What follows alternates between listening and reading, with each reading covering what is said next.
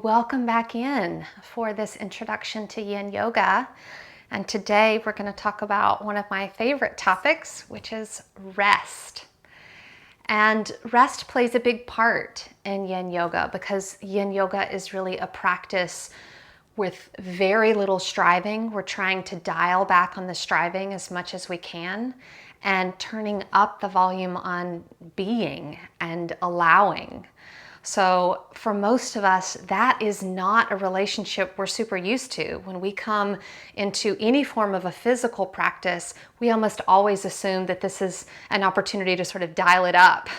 And we're actually asking you to go the other direction with Yin Yoga. So with rest, because this is a physical practice, I often relate it to the digestive process in the body.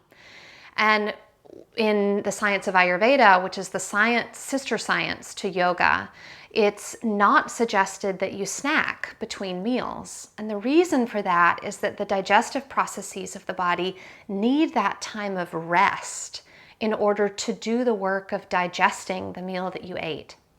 And so if you take that model of meals through the Ayurvedic system and you translate it to even things like consuming news or media, or having a more intense conversation with someone, or attempting something new, having a big project at work.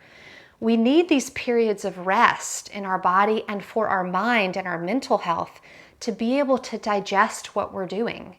And what we often find on the other side of that rest period is that we end up being more clear, more productive, more focused, and are able to have better output on the other side of these periods of rest.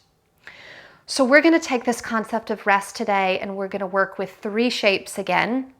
The second and third of these shapes, you might like to have your blocks and your bolster handy. The first shape, we're actually not going to need any props at all, and it is indeed called resting pose. So we're going to come onto our backs, and in resting pose, the knees are bent, and we take the feet about hip distance apart and let the inner knees fall together. And then from that position, you can place the hands on the belly. You could place them alongside the body. You could even bring the arms overhead. There's really a multitude of equally valuable places to be with the arms. And what this resting pose really does is it allows the low back to gently release and settle into the mat. It's a very gentle stretch and pull along the outer hips and thighs.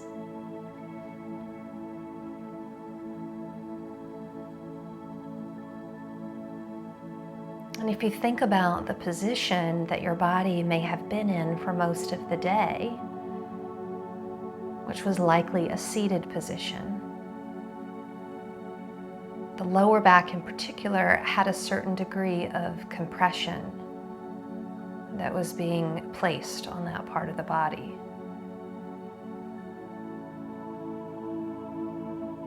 And so this shape is an opportunity to allow the low back in particular to rest and unravel itself.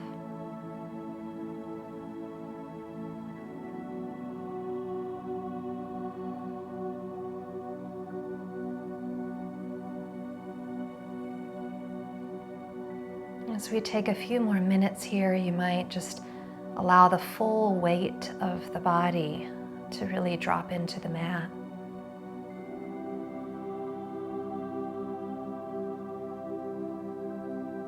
Again, connecting with that idea of dialing back the tendency to strive or strain, and welcoming in this opportunity to be and allow.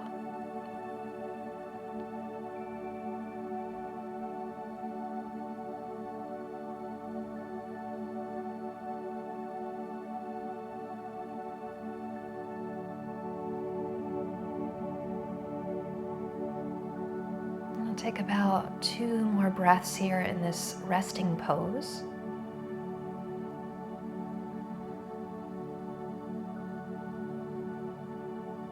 And then as you prepare to come out, I often like to just walk the feet a little bit closer to one another. Maybe roll onto your favorite side, taking a couple breaths there. And then just in your own way and your own time, making your way upright. And we're going to move directly into the second shape of this practice, which is one of my favorites, and it targets the pelvis, the hips, which is a really complex joint and one that tends to harbor a lot of tension. And we're going to come into swan pose or sleeping swan. So I'm going to use my bolster today for this posture. So I'm going to bring it in place. And we're going to begin by stepping the left foot all the way over your pillow or your bolster. So the foot's all the way in front, and then let it sort of migrate over to that right hand side. Let the shin melt down, and then let the pelvis sit on the bolster. And so we find this sort of swan position. If this is too much to fully elongate the back leg, you could always keep it softly bent, more in what we would refer to as a deer shape. And then you might enjoy having a couple breaths like a swan, kind of breathing into the upper chest. You might envision that swan gliding on the surface of the water. And then as you're ready, we'll come into sleeping swan, letting the torso fold forward. And I often bring in a block here for my forehead. You could also just use your hands to hold the face.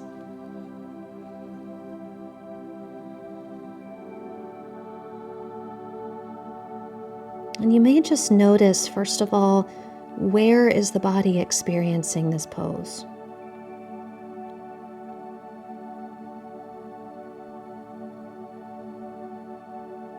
Knowing that there's no right way, there's no right place in the body to be experiencing the pose.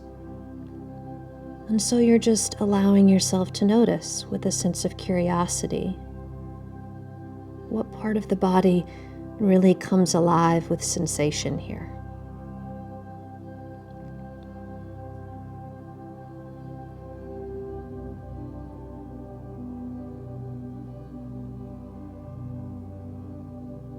And then you might just think of the experience of resting. And just asking yourself, what does it feel like in my body when I'm resting?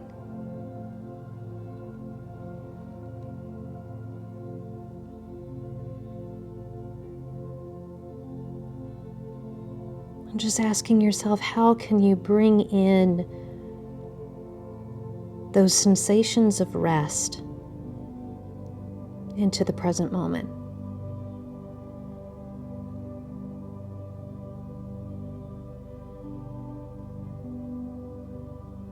What would it look like to allow yourself to rest here?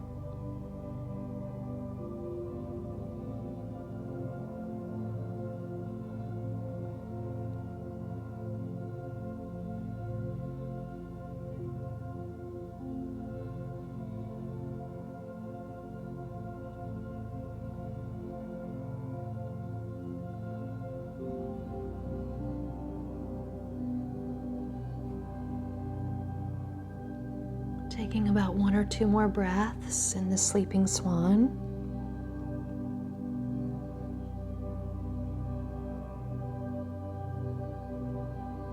And then lifting the head and walking the hands underneath you for a sense of support.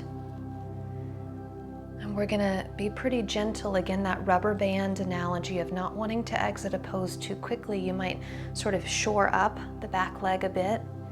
And then as mindfully as you can, guide that left leg around. And then we're gonna take, I don't need the block for this next one, we're gonna do the third shape on this same side of the body. And I often call this pose Hug-asana. And so we're going to turn the bolster lengthwise. Have your knees pointing to the right so that your left hip is about 2 to 3 inches away from the back of your pillow or bolster. And then you'll turn the entire torso to face the bolster. And I call this Hug-asana because it feels like a hug in the body. And let yourself slowly drop forward, and your head can face the same direction that your knees are pointing. And fold in.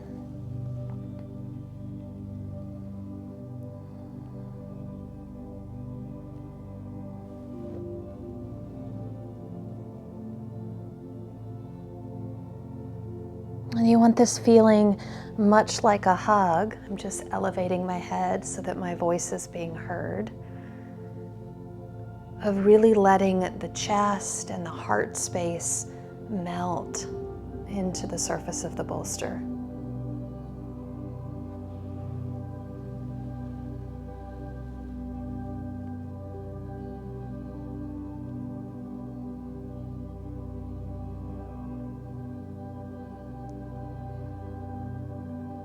And you may notice that this is really decompressing for the low back.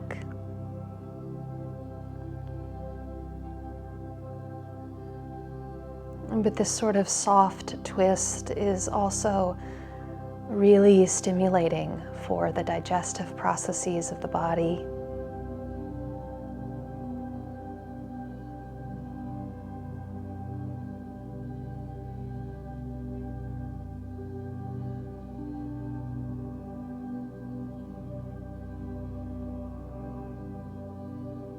You might even allow your experience of breath to feel like a massage from the inside out.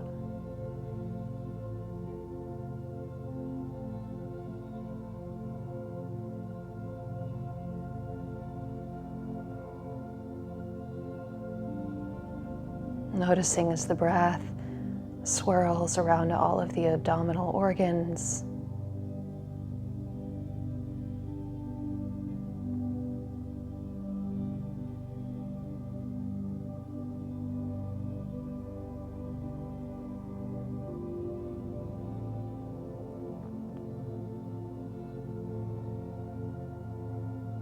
And just like when you are being hugged by a loved one,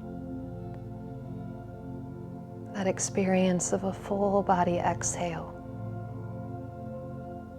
that sense of being held and nurtured, and recognizing that is an experience you can provide to yourself.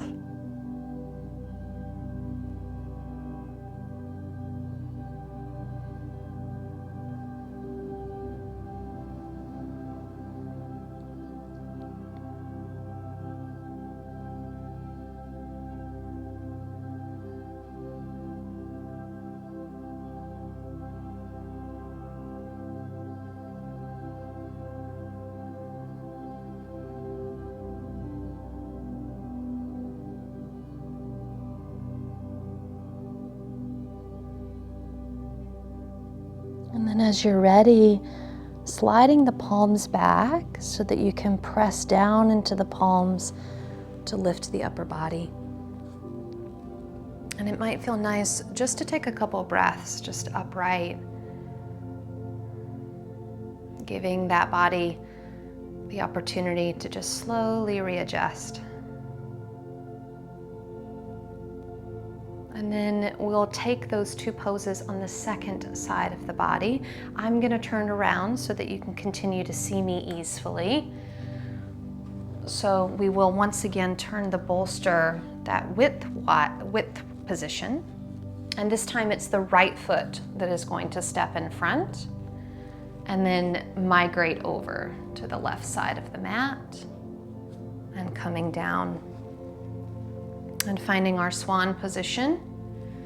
And again, remembering if this back leg extension is just a little too intense, you can soften the shape by creating more of the deer position. And then a couple breaths upright in this sort of proud swan shape. And then as you're ready, slowly folding forward, knowing you could always have a block for the head as you move into sleeping swan.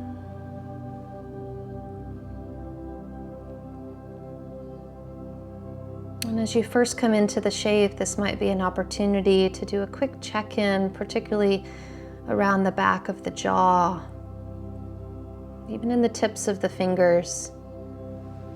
Just making sure you're not pressing the teeth together or kind of pressing the hands together. Just inviting softness into those small closeted spaces of the body.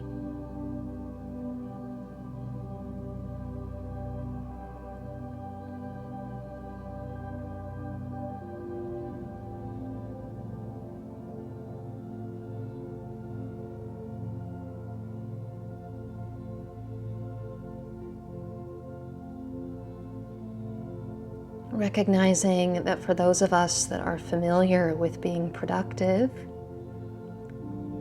or accomplishing things, that rest can be quite a challenge.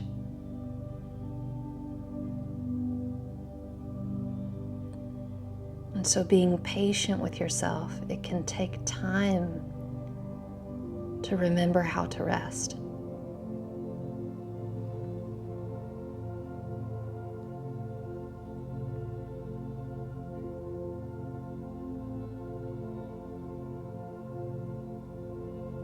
And sometimes it can feel helpful to remind the brain that you will be more focused and more creative after this period of rest.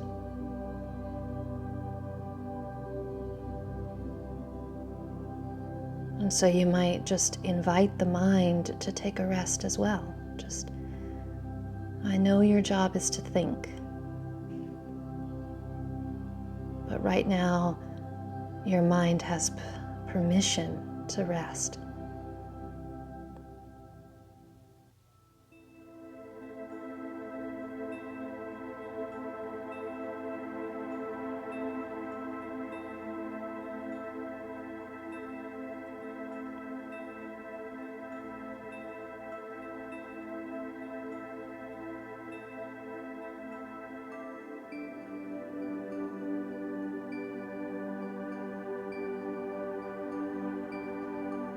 And then we'll start to gradually come out of the sleeping swan, sort of waking up the swan first by lifting the upper body. And then as gracefully as we can, you might sort of guide the back leg in. We'll be moving into that Hug-asana shape. So we turn the bolster lengthwise. This time the right hip is going to be about 2 to 3 inches away from the back of the bolster, so a little bit of space. And you rotate the entire torso to face that bolster, one hand on either side, and then drape yourself forward, again like you're hugging that prop.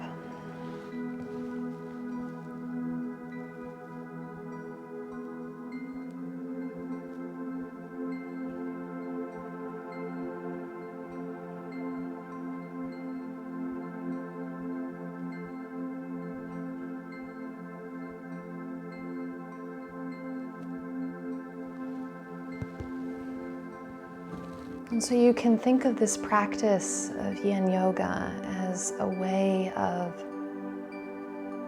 giving the mind and the body the opportunity to digest whatever inputs have been in your day.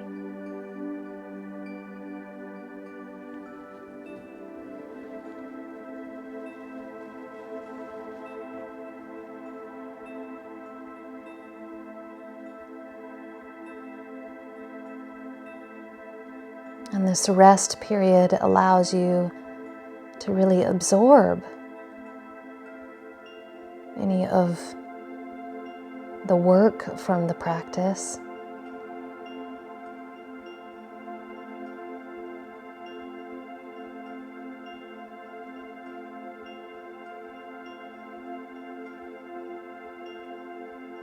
Allows you to absorb any of the lessons to be learned from your day.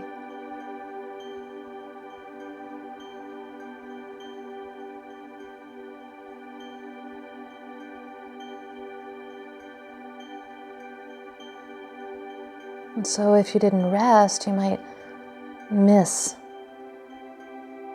some of the real takeaways from your life right now, knowing that this rest is offering perspective.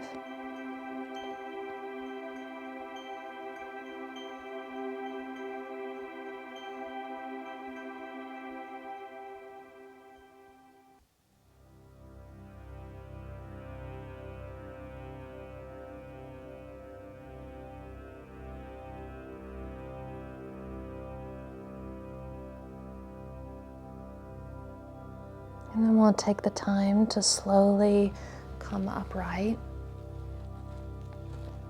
And we will close the practice as we always do with our Shavasana. So using the props however you'd like. Making our way into that Shavasana in your own mindful and easeful pace. Remembering you can use the props however you like.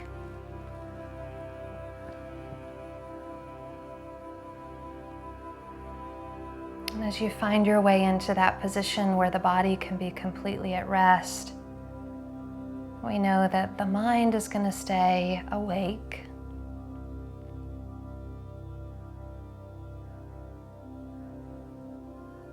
And that this period of rest allows us to really gain perspective on what it is we needed to absorb or learn from the day. And also allows us to have perspective on what it is we might need to let go of.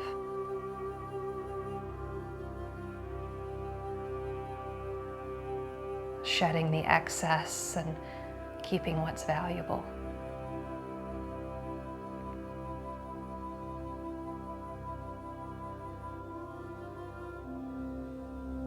Recognizing that rest gives us perspective.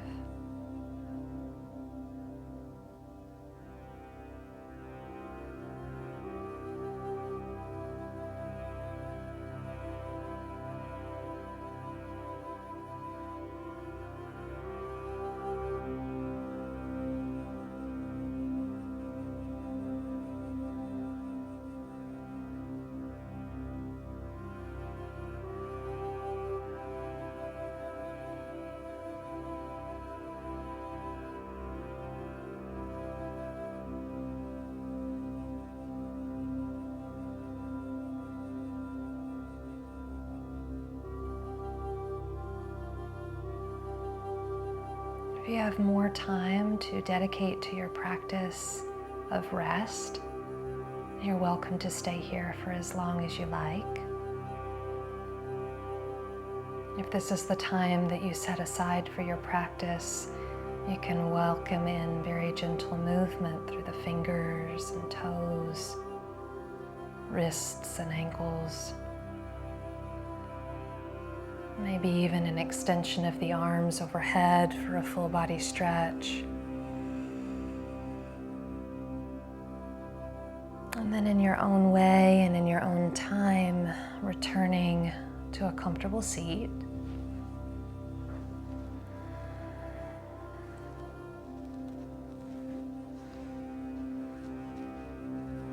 And pausing for a moment just to check in with the body, maybe just noticing how the body feels on the other side of a period of rest.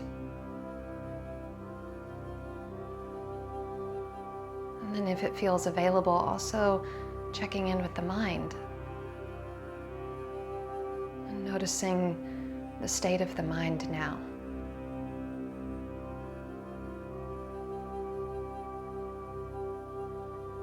And we can bring the palms of the hands to seal this practice. Om Shanti, Shanti, Shanti. Om Peace, Peace, Peace. Jai Shri Sakuru Maharaj Ki. Jai.